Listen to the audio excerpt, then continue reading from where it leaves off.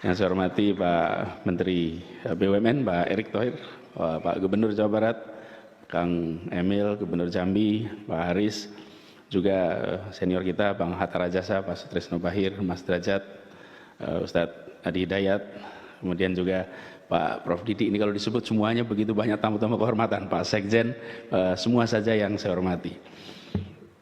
Saya ingin meneruskan saja, Pak Zul. Menurut saya apa yang tadi disampaikan oleh Pak Zulkifli Hasan, menengok perjalanan Islam di Indonesia, perjalanan negara Indonesia, ada sebuah refleksi yang mendalam, yang menurut saya ini penting sekali untuk digarisbawahi atas pidato tadi, bahwa Pak Zulkifli Hasan lewat pidato tadi mengembalikan tradisi berpikir, tradisi mengkaji, tradisi untuk bertukar pikiran secara intelektual yang dilakukan oleh pimpinan partai politik sebagaimana para pendiri Republik ini. Bapak Ibu sekalian, kita berdiri di gedung Perpustakaan Nasional. 1,6 km dari tempat ini adalah gedung Pancasila. Di sana 29 April sampai dengan 12 Agustus itu para tokoh bangsa berkumpul, namanya BPUPK. Mereka sedang mempersiapkan kemerdekaan. Dan pada saat mereka berkumpul, semuanya bisa dikatakan adalah kaum berpikir yang membawa perjalanan hidupnya bertahun-tahun, sebagian dihabiskan dalam penjara untuk memikirkan Republik ini nanti akan dibangun dengan konsep seperti apa, yang kemudian di ujung berakhir dengan sebuah naskah, namanya pembukaan Undang-Undang Dasar 1945. Naskah itu sampai dengan hari ini dibandingkan lintas negara masih dicatat sebagai dokumen kemerdekaan terbaik yang pernah ada dari kita, dari pikiran bangsa kita. Dan di sana kemudian ada kalimat yang dari 5 kalimat yang kita sebut sebagai Pancasila, itu diambil dari pembukaan. Yang kemudian kalimat terakhir yang namanya keadilan sosial bagi seluruh rakyat Indonesia. Nah tadi Bang Zul ketika merefleksikan perjalanan ini menceritakan bagaimana Islam masuk di Indonesia, bagaimana Islam kemudian bersenyawa dengan budaya Indonesia, dan bagaimana menghasilkan sebuah konsep umat tengah yang sekarang kita pegang sama-sama. Nah, saya boleh garis bawahi Pak Zul di sini. Apa yang kemudian menarik? Tadi Pak Zul sampaikan sudah 5 dari Pancasila itu.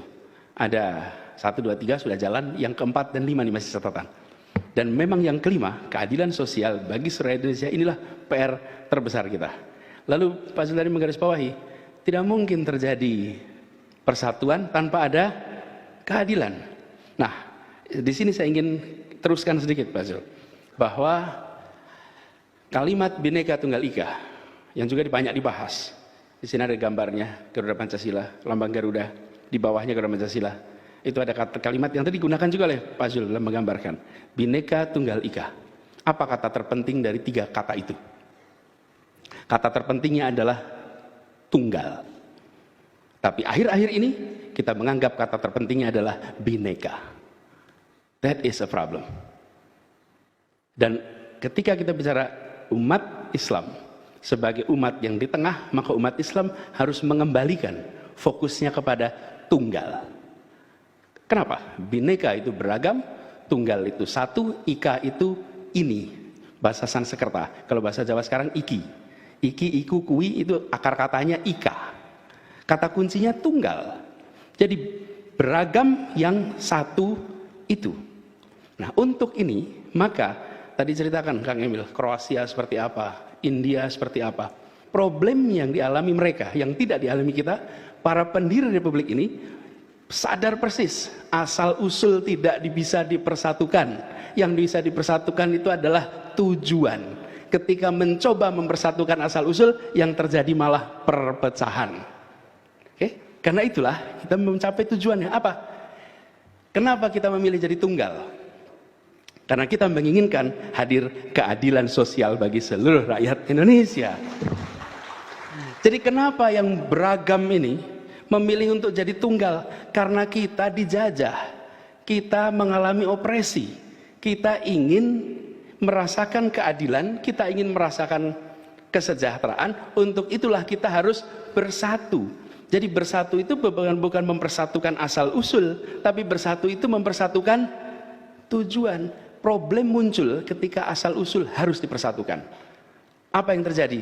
Lalu kita ingin orang berpikiran sama dengan kita. Kita ingin orang beridentitas sama dengan kita. Ingin orang berpakaian sama dengan kita. Karena kita ingin asal usul dipersatukan. Menurut saya pesan penting dari Pak Zul tadi adalah menggarisbawahi bahwa sesungguhnya umat yang di tengah ini harus bisa menjaga tujuan kita, bahwa tujuanlah yang mempersatukan bangsa Indonesia. Tujuanlah yang menjadi ikhtiar kita bersama untuk diraih. Karena kalau asal usulnya tidak bisa dipersatukan, tidak bisa diapa-apakan.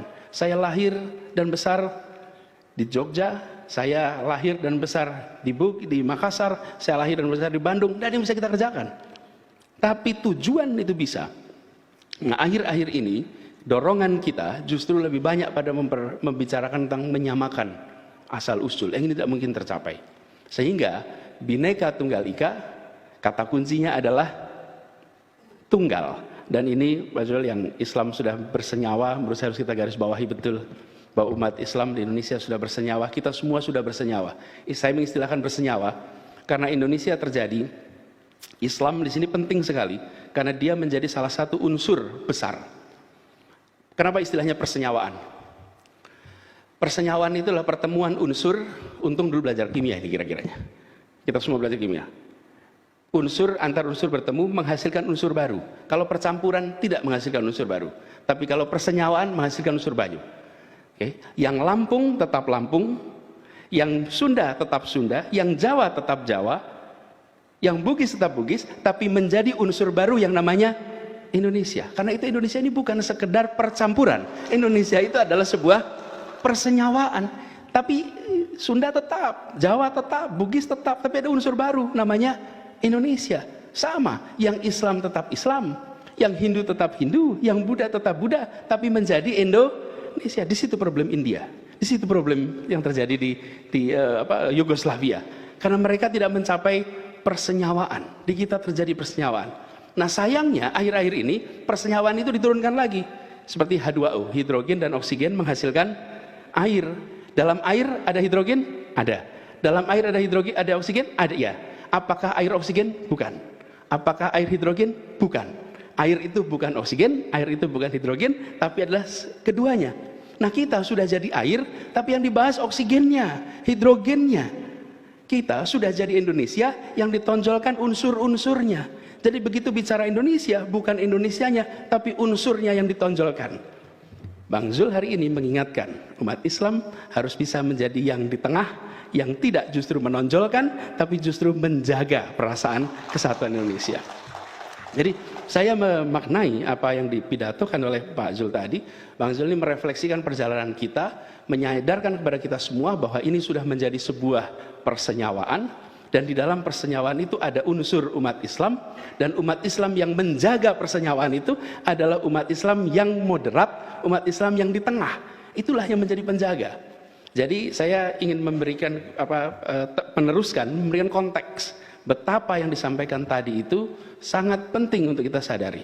Dan kita berharap semua bahwa tradisi tukar pikiran yang itu menjadi tradisi para pendiri Republik kita dijaga terus, karena sejatinya para politisi, para pendiri negara itu selalu bertukar pikiran, dan kalau bertukar pikiran tidak pernah ada rasa takut, karena bertukar pikiran itu adalah saling memperkaya. Bang Zul, terima kasih banyak sudah memberikan pada kita semua pengayaan, dan kalau boleh saya beri pantun untuk itu. Dari Warakas ke Penjaringan, mengayuh sepeda pelan jalannya. Pidato Pak Zulhas penuh pencerahan, tradisi pemikiran jadi ciri khasnya. Terima kasih.